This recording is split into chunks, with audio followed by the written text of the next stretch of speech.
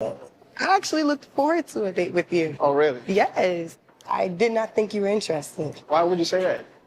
Well, let's kind of take it back. Okay, let's take it back. The beach house, you didn't even speak to. Hey guys, and welcome to Little Black Bird 91. We're talking to you guys about Ready to Love, and we're dealing with Demetrius and Tina. And we're asking this key question: did Tina have it right when she blew up Demetrius in that conversation? I'm going to say a very short answer.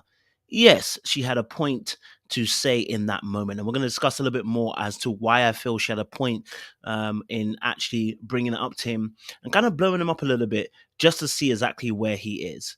So if you're new to the channel, do me a favor, like it, share, subscribe, click on that bell button for notification of the uploads. And for those of you who are returnees, you already know what it is, baby.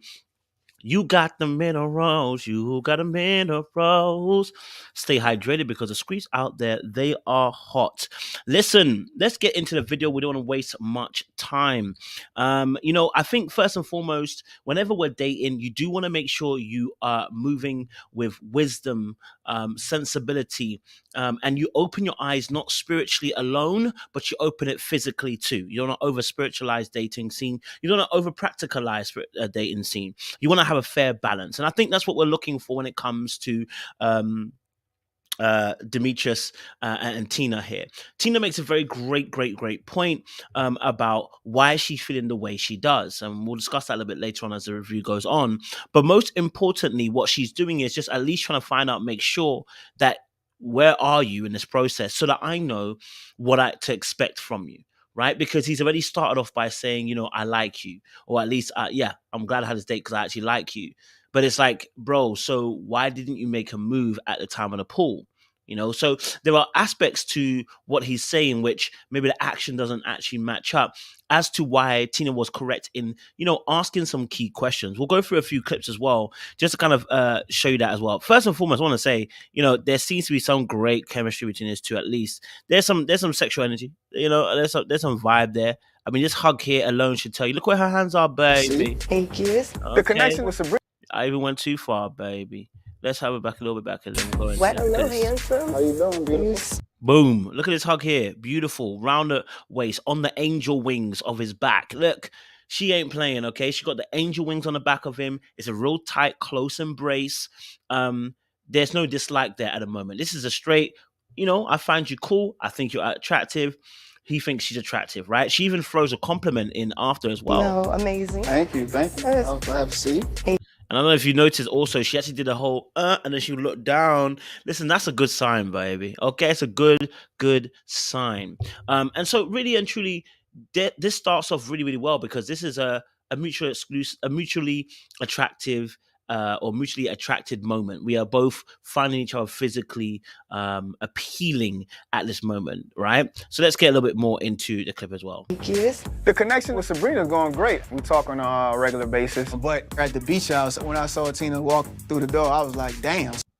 Now, Demetrius saw Tina walking through the door and he said, damn, he didn't make a move straight away. Now, I also want to be fair as well to Demetrius. Why does a man have to make an immediate move on a woman? Why should he?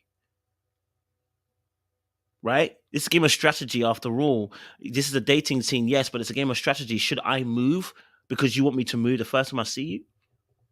Maybe his strategy is to move after I've seen you, right? Because you noticed it enough that you noticed that he didn't come and talk to you, right? Did I have to move at that immediate moment? Not necessarily, right? But that's also fair that you may question me as well. The fact that I didn't come over, am I playing a game? All's fair in love and war. So I totally understand. My perfume aftershave is strong, boy.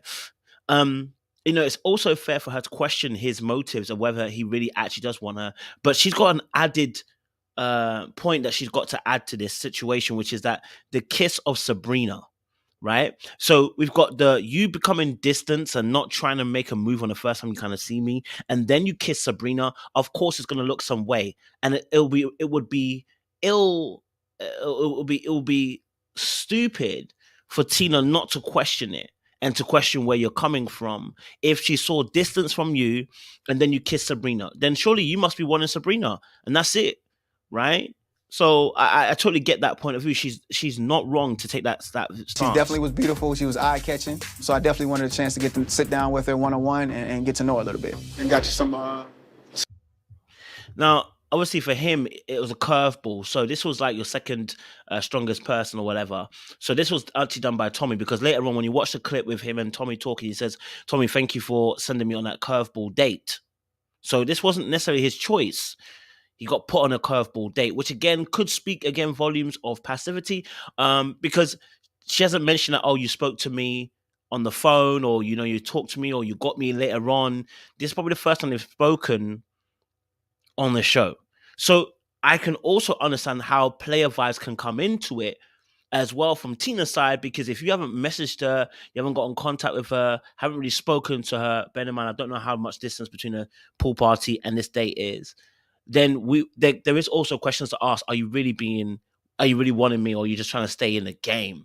And you have to ask that question. I totally understand why she would want to ask that question, to assure herself of whether you really are for her. And every woman should do this. Don't just accept my instance of answers. And I always say this as well, words got to be very, very careful, because, I'm very careful when I say I like you. I now know I like you has a very powerful viewpoint. There's a very powerful connotation. I like you. It's no longer just I like you. It says a lot of things to a lot of people. And so I'd rather say, look, I like your energy, or, I like the way you move. I like the way you talk. But I'm not going to say I like you, because that then starts off a whole process of a thought process, which can lead me down an era where if I'm not fully on it, you can blame me in the end and be like, no, be cautious with the words and be circumspect with your words. Be very careful how you say certain things. I like you can be a very strong term for a lot of people. So that's something that you could have observed. Let's have a look. Thank you. I love a great glass of wine. So appreciate it. I actually looked forward to a date with you. Oh, really? Yes. He's impressed. He's like, oh, really? You want to have a date with me? What? I didn't even know you want to. What you mean, baby? What you mean? What you talking about, baby? You want to have a date with me? Again, again, it's a part of that whole ethos of, it's again, Tina's very forward. No, I shouldn't say very forward. She has moments of forwardness, right? She'll tell you look good. She'll tell you, look, I like this. She's very to the point, and not necessarily blunt, but just to the point. And I actually appreciate it, because it's not blunt. It's not ruthless or whatever. It's just like, hey, this is what it is. This is how I feel, and I appreciate that. Well, let's kind of take it back. Okay, let's take it back. The beach house, you didn't even speak to me. I own that. Oh, my fault. I own that. Demetrius is definitely my type. I ain't gonna lie to you, Tina was looking hella spicy. Oh my days, fam. Spicy. She was looking hella spicy. Oh, Tina. Turning the heads. Turner the heads. All right, but okay, so he says obviously he owns that in that moment. But again, so she mentioned about the whole kiss situation, the not coming up to her. And I always say this well in dating, that you want to be very precautious in how you move, because what you don't want to do, is put yourself in a place where you're now having to defend a point or try and wriggle out of a situation because you've said too much or done too much. And I said the same thing with Sabrina and Demetrius. Same thing with Sabrina as I'm going to say Demetrius. Once you kissed Sabrina, you sent a signal around the world. Who runs the world? No, stop. You sent a signal around the world saying to everybody, hey, look, I really like Sabrina. Now, you can't get mad if people start challenging you on whether really what is the deal here, because at the end of the day, you've kissed a girl in front of everybody. You said, who do you like best? Go and kiss them. And you went and did it. And I said the exact same thing. He should have used wisdom before he did this. Wisdom would have been like, listen, guys, I've got two great connections. I've got other connections, but you know what? I'm not going to be a part of this game. All right? Or do you know what? Could have said, listen, let me take a truth. And said, you went and took a dare. Right? Y'all wanted to play this game. So now you're going to potentially alienate yourself from other people. Look, kissing someone in front of another person who may potentially like you can set off alarm bells and send people to not like you anymore. It can make people not want to be with you anymore. It can make people no longer interested in you anymore. This is a violation. It's a violation of a person. Like, why are you doing that in front of me? Like, why are you showing your hand? Like, some things don't need to be shown. Okay, some things need to be done in the dark. Okay, I'm just gonna be honest with you. Some things need to be done in the dark. And they're interested in you. You getting googly eyes across the table and you nibbling on people's ears. In a way, kind of gave me player vibes. Player vibes? Yeah, like Again, I said it. I mean, I can understand why she might have felt player vibes. My question is exactly what also Demetrius said as well, which is why automatically player vibes. But it's a player vibes because like she saw the googly eyes, the kiss of Sabrina. She's kind of adding all of that up, and then obviously, I guess the girls all saying they kind of like Demetrius as well. And do you know why? The one it is. Let's say, for instance, like he hasn't done anything wrong. Why is the first instance player vibes? If he hasn't done anything wrong, but he's just been talking to women as you're supposed to do because it's a dating show, okay, why is it player vibes? I think what happens is sometimes as well is that he seems like a strong, silent type. He seems like the guy that kind of does things underneath the radar, okay? But why player vibes? Because a lot of the ladies like him, right? Because that can automatically make you a player. I thought you were a player because all the girls liked you, kind of thing, rather than actually it being about a real thing. But I do genuinely think she has some pause to claim here in the sense of what she saw: the googly eyes, a kiss to Sabrina on the table, and then you add the strong silent kind of type, not really pursuing per se, not coming after her. Yeah, I can see where she concluded that. But I also want to see a point where, from Demetrius' end, and I love the point he makes as well. I said, I don't know, and I don't want to make the assumption. So prove me wrong. It seems that you're making assumptions. When Tina came in the date, she came in kind of hot, and it kind of. Now, again, he sensed that she came in kind of hot. I think the problem here was that she made a conclusion, right? Which is fair enough. Like, again, I get it. But she made a conclusion on the date rather than leaving herself inconclusive. And people don't like that. Let's be honest. Men especially do not like that when they're being concluded before they've even had a chance to even discuss and say what they want to say, right? She didn't necessarily say he is. She said it kind of gave me player vibes, right? But then she opened herself up and said, listen, I'm happy to be proved wrong.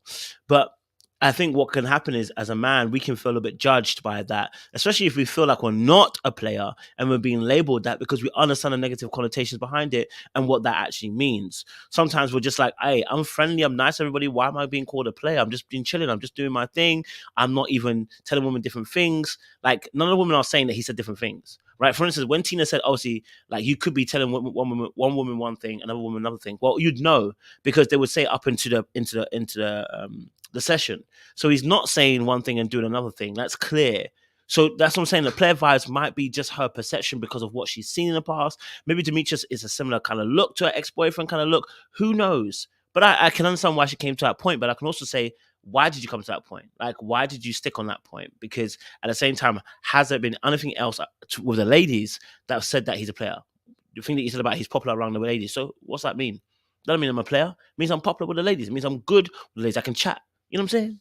Yeah, so I totally get that too. You know what I mean? Like, threw me back a little bit. Whoever likes me, likes me. Like, I don't control that. Either you're just this great guy of the catch, or you're just telling women what they want to hear. And so that's the point we're making. See, that she said, obviously, either you're a great catch or you're just telling women what they want to hear, which is where she formulated her basis of player vibes. And that could be because maybe her ex was also a very, charismatic individual who drew women to him. And maybe that she maybe she's predicting, but she hasn't defined it yet. She just said, it could be player vibes. But just by her definition there, the women... You could just be a really nice guy and a woman like you, or you could be potentially a player. So the question for Demetrius, I totally understand it. Why does it have to go to being a player? Why did you define that as player? Right? So I get that too. But like I said, as a person who's dating, as a woman especially, you want to protect yourself. You want to make sure that you are in good stead. You want to make sure that you're asking the right questions because you want to get the right answer as well. Because at the end of the day, you never know who can play you. You never know who can move mad. You never know who can move mad. So I totally understand it. Let's go to the last part of this as well. I want to go to the last part of this because it's kind of key. Let's go. In order to make me feel happy and fulfilled in a relationship. So what do you need? Someone that's compassionate, willing to be vulnerable, because So what he says, obviously, that he needs from a relationship, he needs someone who's compassionate, someone that's vulnerable, someone that's going to be open, transparent, I believe is what they said as well. So I think there's a lot more to Demetrius. I think he wants an emotional connection, but I wonder if there is a gap between that, wanting that emotional connection and actually providing an emotional response, and emotional in the sense of being open, available, emotionally available to receive love, to give love. Is he in that space to do so? I'm just asking that question, not saying it definitively is, but I totally understand why Tina came at him for the way she did. She needs to protect herself. You're dating, you need to protect yourself. You need to ask the right questions. And if you see something that, potentially you feel is a red flag, just dodge it. It's time to dodge it. And when I say dodge it, ends in not ignore it, but dodge it and say, I'm going a different direction. This is not going to be it. I'm not going to allow myself to fall into this trap. So let us know your thoughts down below. What you thought about Tina and Demetrius' date. Do you agree? Do you disagree? Let us know down below. We'd love to hear from you guys as well. Stay hydrated. Little black bird. You know what time it is.